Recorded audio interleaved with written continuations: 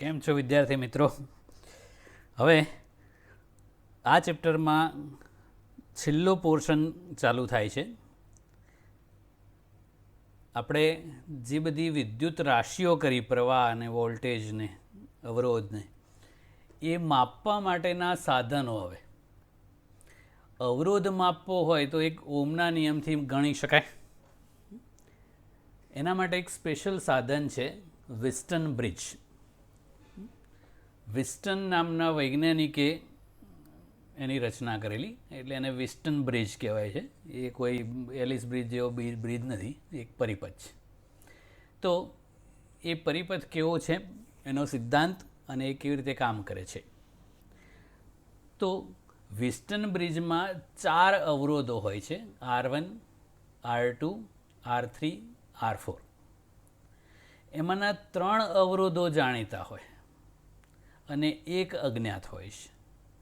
તો એ અજ્ઞાત અવરોધ કેવી રીતે શોધી શકાય, એના માટેનો આ પરિપથ છે. તો એ 4 અવરોધોને આવા એક ચતુષ્કોણમાં જોડેલા છે, ABCDA. સામસામેના જે 2 બિંદુઓ છે, A અને C, એમની વચ્ચે એક બેટરી જોડેલી છે. આને બેટરી ભુજા અથવા તો બેટરી આર્મ કહેવાય છે. અને બાકીના જે 2 શિરોબિંદુ બચ્યા, B અને D, એમની વચ્ચે એક સંવેદનશીલ ગેલ્વેનોમીટર જોડવામાં આવે છે. તો આને ગેલ્વેનોમીટર ભુજા કહેવાય છે, ગેલ્વેનોમીટર આર્મ ઇંગ્લિશમાં. ગેલ્વેનોમીટરનું કામ છે વિદ્યુત પ્રવાહની હાજરી જાણવાનું, કે આ BD ભુજામાં પ્રવાહ પસાર થાય છે કે નહીં, એ આ ગેલ્વેનોમીટર પરથી ખબર પડે. કે ગેલ્વેનોમીટરનો દર્શક જો આવર્તન બતાવે તો પ્રવાહ પસાર થાય છે એવું કહેવાય, ના બતાવે તો નથી થતો એવું. હવે આપણે એ વિસ્ટન બ્રિજથી અજ્ઞાત અવરોધ કેવી રીતે શોધાય એની વાત કરવાની છે. તો આ 4 અવરોધ પૈકી R1, R2 અને R3 એ જાણીતા અવરોધો છે અને બદલી શકાય એવા અવરોધો છે. વાસ્તવમાં અવરોધ પેટીઓ હોય છે એવી, કે જેમાં બદલી શકાય અને સાથે સાથે માપી શકાય એવા અવરોધ હોય છે. અને આ ચોથો છે એ અજ્ઞાત અવરોધ છે. ઓકે, A અને C વચ્ચે આપણે યોગ્ય બેટરી જોડી, એ બેટરી આર્મ. B અને D વચ્ચે એક સંવેદનશીલ ગેલ્વેનોમીટર જોડ્યું, એને ગેલ્વેનોમીટર આર્મ કહેવાય છે. હવે આ 3 જાણીતા અને બદલી શકાય એવા અવરોધો છે. અવરોધના મૂલ્યો બદલીએ એટલે એમાંથી વહેતા પ્રવાહો પણ બદલાય. તો એ R1, R2 અને R3 3 અવરોધો આપણે એવા સિલેક્ટ કરવાના છે કે જેથી આ Bનું સ્થિતિમાન અને Dનું સ્થિતિમાન સરખું થઈ જાય. તો સ્થિતિમાન સરખું થાય તો 2 વચ્ચેનો વિદ્યુત સ્થિતિમાનનો તફાવત પણ 0 થઈ જાય. એટલે આ BD ભુજામાંથી વહેતો પ્રવાહ બંધ થઈ જાય. એટલે આ જે પ્રવાહ I2 છે એ બારોબાર આમ જતો રહે. મતલબ કે I2 અને I4 સરખા થઈ જાય. એવી જ રીતે I1 છે એ બારોબાર આમ જતો રહે. એટલે કે I1 અને I3 બંને સરખા થઈ જાય. ક્યારે? જ્યારે ગેલ્વેનોમીટર 0 આવર્તન દર્શાવે ત્યારે. તો આ સ્થિતિમાં વિસ્ટન બ્રિજ સંતુલિત સ્થિતિમાં છે એવું કહેવાય, બેલેન્સ્ડ કન્ડિશન કહેવાય છે.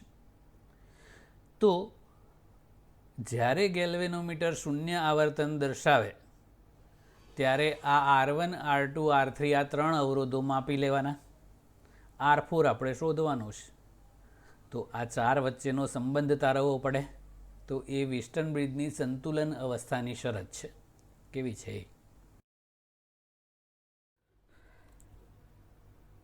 ઓકે, હવે વિસ્ટન બ્રિજ જ્યારે સંતુલન અવસ્થામાં હોય એ વખતે આ I2 પ્રવાહ છે એ બારોબાર આમ જ જતો રહે, કારણ કે ગેલ્વેનોમીટરમાં ભુજામાં પ્રવાહ બંધ થઈ ગયો છે. એટલે I2 = I4 થઈ જાય. એ જ રીતે I1 છે એ I3 જેટલો થઈ જાય. એટલે સંતુલન અવસ્થામાં I3 અને I4 બે સરખા થઈ જાય છે ને, આમથી આમ જતું રહે ને આમથી આમ. ગેલ્વેનોમીટરમાં કંઈ જાય નહીં. તો એ સંતુલન અવસ્થા વખતે આપણે કિર્ચોફનો બીજો નિયમ વાપરીએ છીએ. તો આ પહેલાં આના માટે વાપરીએ આપણે આ લૂપ છે ADBA, આ ડાબી બાજુવાળું જે લૂપ છે એના માટે. તો આપણે કિર્ચોફના નિયમનું કેવી રીતે વાપરવું એ કર્યું હતું. અવરોધમાં જોડે જાઓ તો ખર્ચો ને આમે મળે તો ખુશ. તો આમાં પ્રવાહની દિશામાં જઈએ છીએ એટલે જોડે જાઓ એટલે ખર્ચો, એટલે માઇનસ પ્રવાહ ગુણ્યા અવરોધ એટલે I1 R1, એટલે આ માઇનસ I1 R1. પછી અહીંયા તો કશું છે જ નહીં એટલે કંઈ નહીં લખવાનું. પછી આમાં પ્રવાહ સામે આવ્યો એટલે પ્લસ I2 R2. પાછા એ ઉપર આવી ગયા એટલે ઇક્વલ ટુ 0. આ લૂપ માટેનો કિર્ચોફનો બીજો નિયમ. આને સામે લઈ લો એટલે I1 R1 equal to I2 R2. તો આ એક સંબંધ થઈ ગયો. એવું જ હવે બીજી સાઈડ માટે વાપરીએ. આ જે લૂપ છે જમણી બાજુવાળું C B D C. તો C થી B જઈએ આમ તો પ્રવાહ સામે મળે એટલે ખુશ. I4 R4 થાય, પણ અહીંયા I4 એ જ I2 છે એટલે I4 R4 ના બદલે આપણે I2 R4 કર્યું ને. I4 એ જ I2 છે એટલે I2 R4. પછી અહીંયા કંઈ નહીં. પછી આ જોડે જાઓ એટલે ખર્ચો એટલે માઇનસ I3 R3 થાય, પણ I3 એ જ I1 છે એટલે આ માઇનસ I3 R3 એટલે અહીંયા I1 R3 પાછા આવી ગયા એટલે ઇક્વલ ટુ 0. સામે લખી દીધું એટલે I1 R3 equal to I2 R4.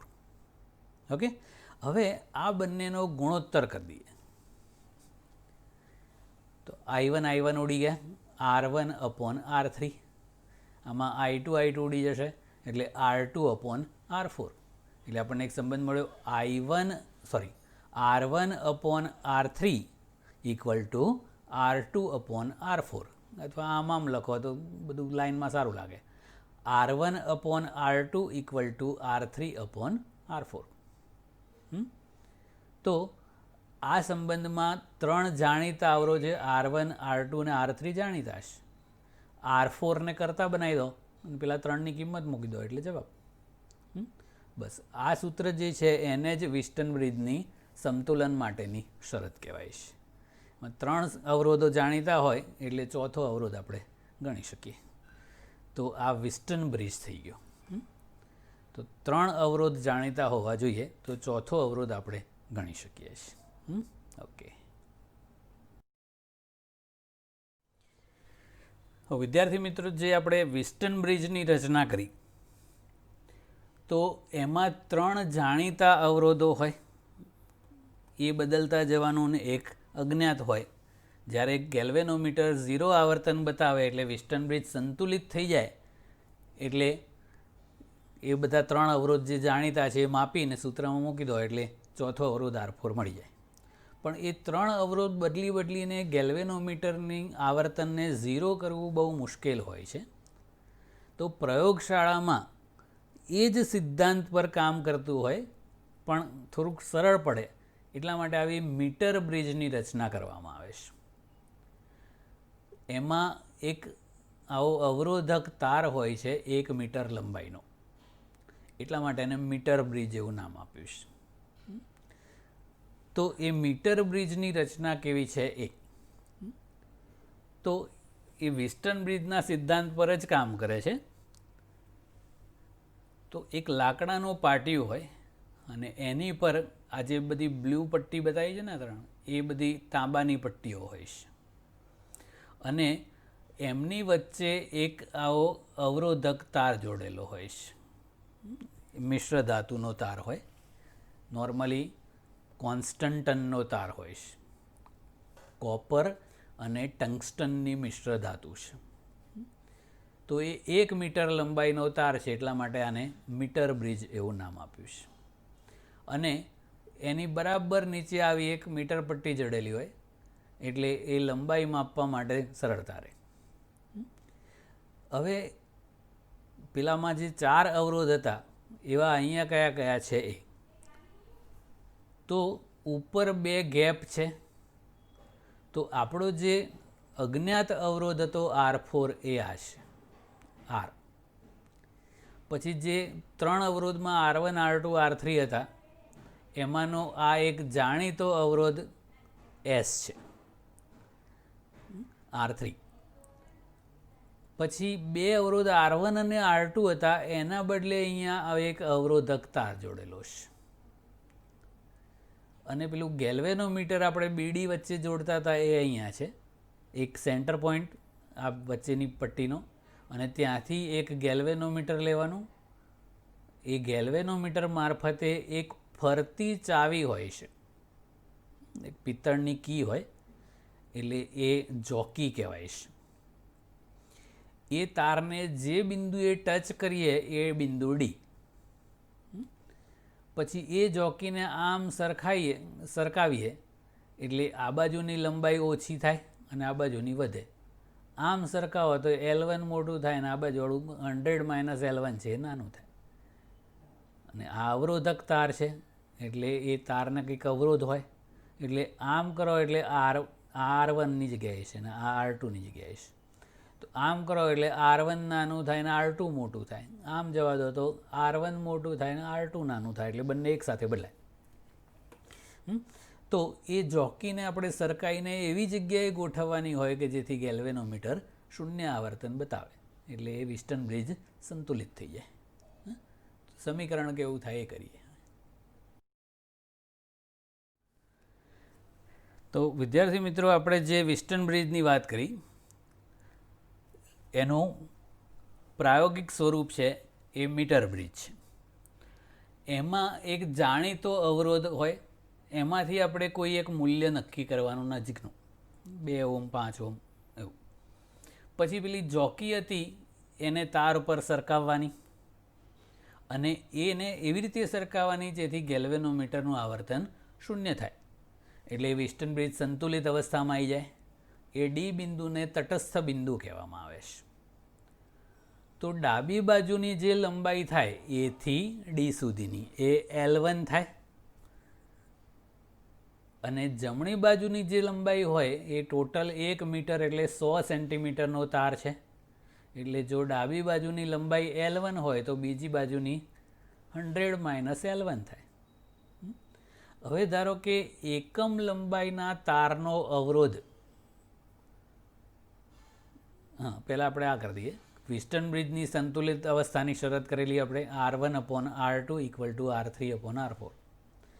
R1ની જગ્યાએ આપણે R જોડેલો છે, R2ની જગ્યાએ S છે.